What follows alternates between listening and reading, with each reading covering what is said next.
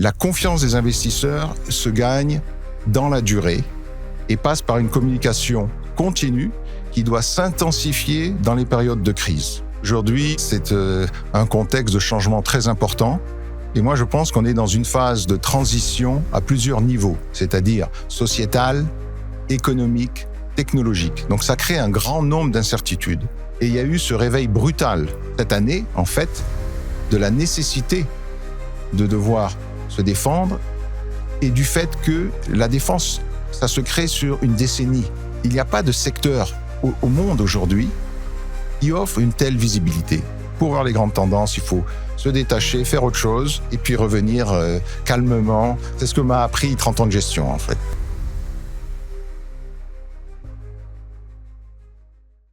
Bonjour à toutes et à tous. Bienvenue dans ce nouvel épisode du podcast Parlons Cash. Le podcast qui rend la finance simple, accessible et surtout utile à votre quotidien. Ce podcast a pour objectif de vulgariser la finance et de vous faire découvrir en toute transparence les sociétés avec lesquelles vous avez l'habitude d'investir. L'idée ici, c'est de vous donner les clés pour mieux comprendre les grandes thématiques financières, mieux investir et faire des choix éclairés pour votre épargne. Investir, c'est comprendre. Comprendre, c'est avancer. Aujourd'hui, j'ai le plaisir d'accueillir Serge Pizem, directeur général de Swiss Life Gestion Privée. Serge, c'est plus de 30 ans d'expérience dans la gestion d'actifs. Une success story remarquée chez AXA IM avec le fonds Optimal Income. Et il est désormais à la tête de Swiss Life Gestion Privée, avec une ambition claire, redevenir un acteur incontournable de la gestion privée et de la gestion d'actifs. Alors, on va regarder ensemble comment Swiss Life Gestion Privée veut redevenir un acteur qui compte. Pourquoi le fonds Income Euro Sélection reste pertinent dans le contexte actuel. Faire un focus sur le nouveau fonds qui va faire le buzz dans les prochaines semaines, dédié à la défense et à la cybersécurité. Et bien sûr, on va découvrir qui est Serge Pizem, derrière le costume du dirigeant, l'homme. On va décrypter tout ça ensemble avec des mots simples, des exemples concrets et des conseils utiles pour tous les investisseurs. C'est parti pour ce nouvel épisode de Parlons Cash. Alors, bonjour Serge. Bonjour Jean-Olivier. Swiss Life Gestion Privée souhaite redevenir un acteur incontournable de la gestion privée et la gestion d'actifs. Peux-tu nous en dire plus ? Certainement. Donc, Swiss Life Gestion Privée, c'est une équipe de 20 personnes qui fait de la gestion de patrimoine essentiellement pour les clients privés. Et nous avons 3 types de solutions.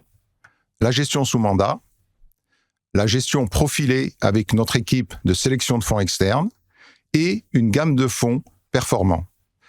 Quand je dis performants, nous avons des fonds sur les actions, le crédit et la gestion diversifiée. 6 fonds en tout et 4 sont 5 étoiles Morningstar. Donc notre stratégie, ça va être d'une part de poursuivre le développement de la gestion privée en s'appuyant sur nos bonnes performances et sur la sélection externe et enrichir notre gamme de fonds avec des nouveaux produits qui sont sur des thèmes porteurs et innovants. Ok. Alors, ton parcours impressionne. Tu as eu une expérience très importante et un succès avec le fonds Optimal Income chez AXA IM. Donc, aujourd'hui, tu guides Swiss Life Gestion Privée. Est-ce que tu peux revenir sur aujourd'hui l'orientation de Swiss Life Gestion Privée ? Très bien. Donc, oui, j'ai passé 20 très belles années chez AXA IM. En gros, 10 ans en tant que responsable des actions à Paris et 10 ans en tant que responsable de la gestion multiclasse d'actifs. C'est vrai que j'ai lancé le fonds en 2003, Optimal Income, et je l'ai géré pendant 20 ans. Donc, dans ces 2 postes de responsabilité, j'ai gardé cette gestion du fonds. Ça a été un grand succès. D'ailleurs, le nom du fonds Optimal Income a été copié par une grande institution par la suite. Et la qualité des performances a fait qu'on a pu atteindre 4 milliards sous gestion dans la gamme. Ce que j'ai appris du succès d'Optimal Income, on peut le transférer dans l'univers Swiss Life, qui est elle aussi une société d'assurance, certes plus petite qu'AXA, mais une très belle société d'assurance, avec des réseaux commerciaux internes et externes, et un accès à un grand nombre d'investisseurs. Et ce que je voudrais transmettre, en fait, de mon expérience, c'est que la confiance des investisseurs se gagne dans la durée et passe par une communication continue qui doit s'intensifier dans les périodes de crise. Donc, dans Optimal Income, notre performance était basée sur 2 sources, la sélection de titres et l'allocation d'actifs. Et ces deux expertises sont très présentes chez Swiss Life Gestion Privée et je compte bien m'appuyer sur cette équipe de gestion de grande qualité. Alors, j'aimerais qu'on rentre dans le vif du sujet sur on va dire les fonds et focus fonds actuels. Premier focus, j'aimerais revenir sur le fonds Income Euro Sélection. Alors, les clients, bien sûr, vont demander en quoi ce fonds est adapté à la conjoncture actuelle, au contexte actuel. Est-ce que tu peux revenir et nous faire un focus donc sur ce fonds et pourquoi il est adapté au marché actuel? Très bien. Alors, je pense que tout le monde est d'accord qu'aujourd'hui, le contexte est un contexte de changement très important. Et moi, je pense qu'on est dans une phase de transition à plusieurs niveaux, c'est-à-dire sociétal, économique, technologique. Donc, ça crée un grand nombre d'incertitudes. De plus, les taux d'intérêt ont fortement baissé en Europe. Donc, pour les investisseurs en euros, ils veulent chercher une solution qui puisse donner un rendement intéressant sans prendre trop de risques. Et il y en a un grand nombre. Et c'est exactement ce qu'offre Income Euro Sélection. C'est-à-dire en allant puiser dans le crédit, du high yield, des obligations hybrides, du crédit investment grade, eh bien, on arrive à des rendements intéressants avec une volatilité tout à fait contrôlée. Et le fonds est classé premier de sa catégorie Euro-Performance Obligations toute maturité en 2023, en 2024 et depuis le début de l'année 2025. Est-ce que tu peux juste nous redonner la composition entre le high yield, le souverain ou la dette privée, les différences qu'il peut y avoir, pour que ça soit un peu explicite pour nos auditeurs? Oui, très bien. Donc, sur le high yield, on monte en général, on est à 30%, on peut monter jusqu'à 40%. Après, on a une 20 à 30% dans les hybrides et le reste, c'est du investment grade. On peut aussi faire des CoCo, les fameuses CoCo bancaires, jusqu'à un maximum de 10%. Alors concrètement, sur 3 ans, on peut espérer pour un épargnant, il peut espérer quel rendement sans prendre trop de risques sur ce fonds? Alors aujourd'hui, on arrive à espérer sur cette période-là des rendements entre 5 et 6%. Voilà, donc avec une sélection de titres et une forte réactivité des gérants. 5 à 6%, c'est important par rapport à un couple rendement-risque qui est assez maîtrisé, si j'ai bien compris. On est d'accord? Ok, donc si demain les taux bougent, ça me permet de rebondir sur cette question, si les taux bougent fortement à la hausse ou à la baisse, comment va se comporter donc le couple rendement-risque à l'intérieur du fonds? Notre fonds garde une duration courte et cherche à maximiser le portage.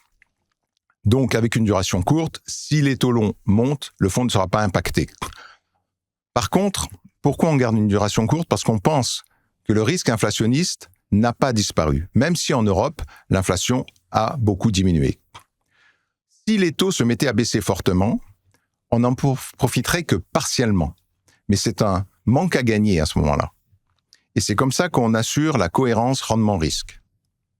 Très intéressant. Merci Serge. Alors maintenant, on va rentrer dans une thématique que vous lancez. On va parler de votre nouveau fonds Défense et cybersécurité. Alors pourquoi miser sur ce thème aujourd'hui? Bon, alors aujourd'hui, je pense que tout le monde constate qu'on est dans une situation où les relations internationales se sont fortement dégradées. Et si je simplifie, on a une toile de fond avec un conflit annoncé Chine-États-Unis, une Russie menaçante et une Europe très exposée qui doit absolument se prendre en main au niveau de son système de défense après 80 ans de parapluie militaire américain, parapluie qui pourrait disparaître. Donc, on s'aperçoit qu'aujourd'hui, le type de guerre a évolué, les technologies ont évolué, et le triste spectacle de la guerre en Ukraine ont démontré à de nombreuses armées du monde qu'elles doivent s'adapter à cette nouvelle donne. Donc le thème de la défense et de la cybersécurité sont intimement liés. On s'aperçoit en fait qu'on est en guerre hybride.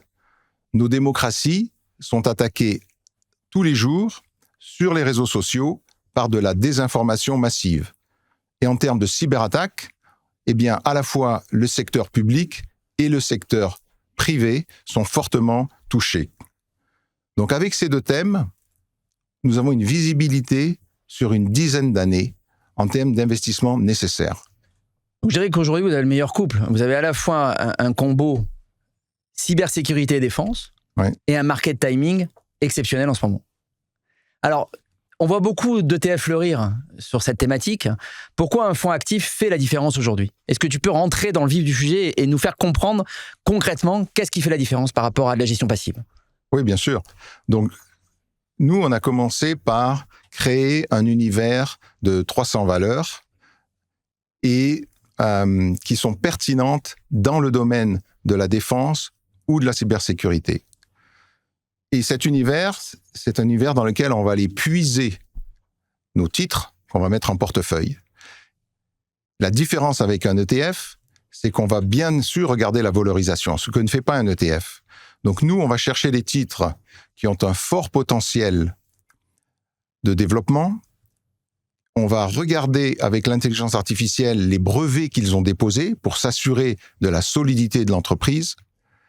Et puis, bien sûr, il faut que le potentiel de cette entreprise ne soit pas pleinement reflété dans le prix. Sinon, il n'y aura pas d'upside pour cette action. Donc, l'aspect valorisation est très important. Et en combinant défense et cybersécurité, on aura toujours, en fait, un choix multiple. C'est-à-dire qu'on a les 2 thèmes sur 3 continents.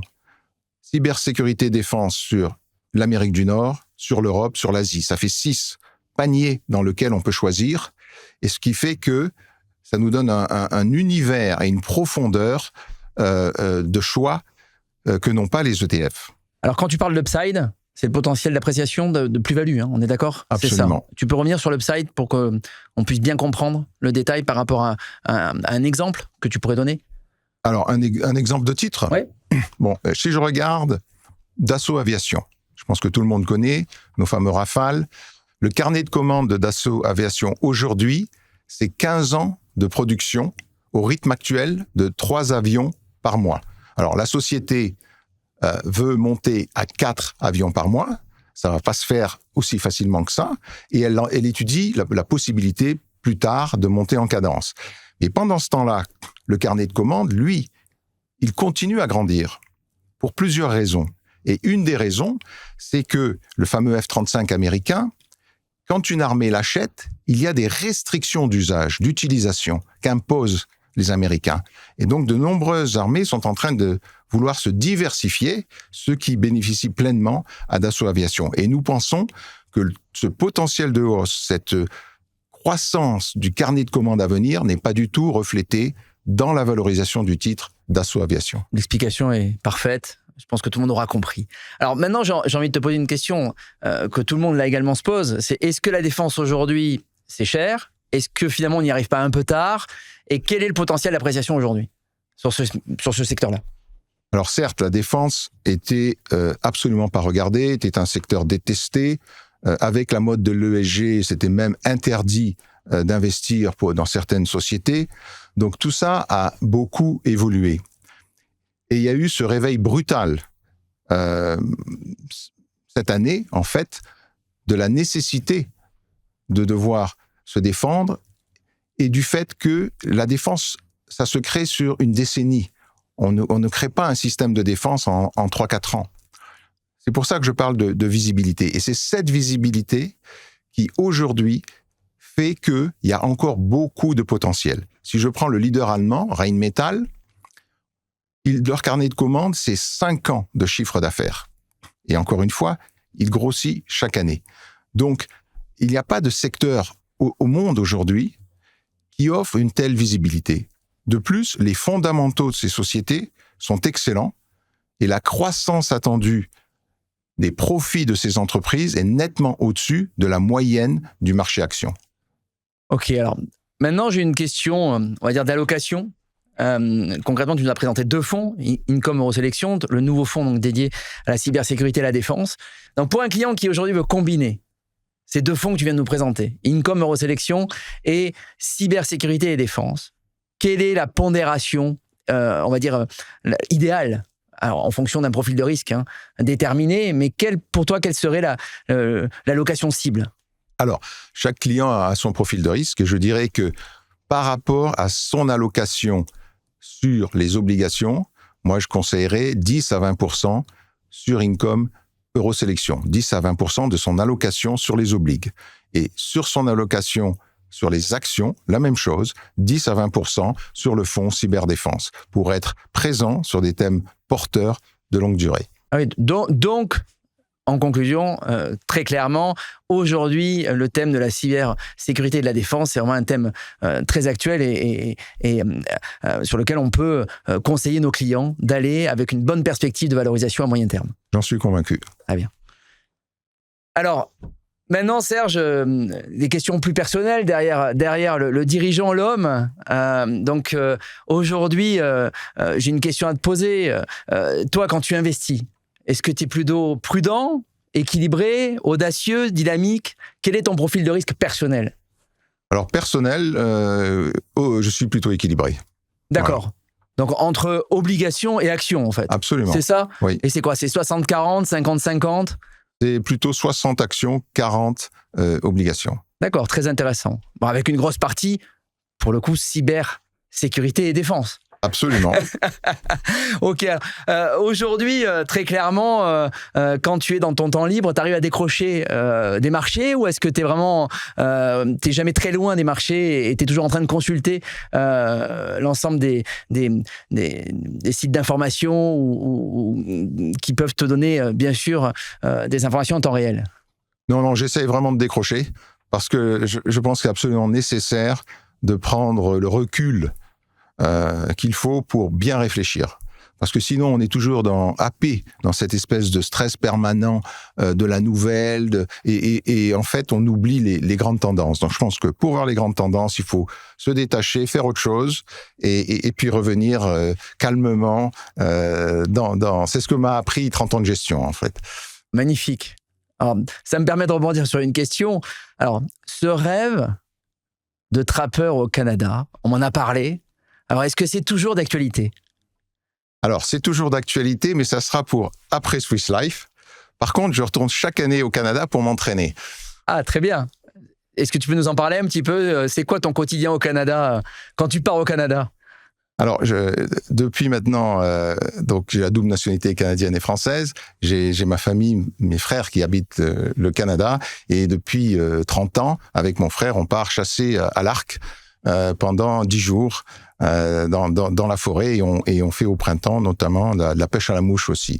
Voilà, donc ça c'est un peu un rituel sacré qu'on a depuis de longues années. Eh bien, ça nous permet de mieux connaître Serge aujourd'hui, Serge Pizem.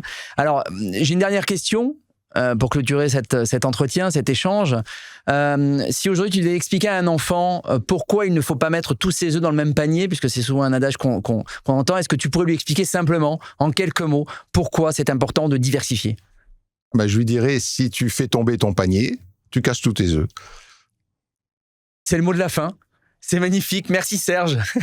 Je te remercie beaucoup pour cet entretien. Merci Jean-Louis. Alors, très clairement, tu as été très transparent, très clair, très concret dans tes propos. Donc, j'espère que cet épisode de Parlons Cash vous aura permis donc de mieux comprendre ce que fait la force aujourd'hui de Swiss Life Gestion Privée et pourquoi les thématiques comme la défense et la cybersécurité sont devenues aujourd'hui incontournables pour diversifier son portefeuille. Alors, si cet échange vous a plu, pensez à liker, pensez à partager autour de vous et surtout à vous abonner pour ne pas manquer les prochains épisodes de Parlons Cash. Donc, on se retrouve très vite pour un nouvel invité, de nouvelles idées et toujours le même objectif, restez curieux, restez éclairés et surtout, Parlons Cash.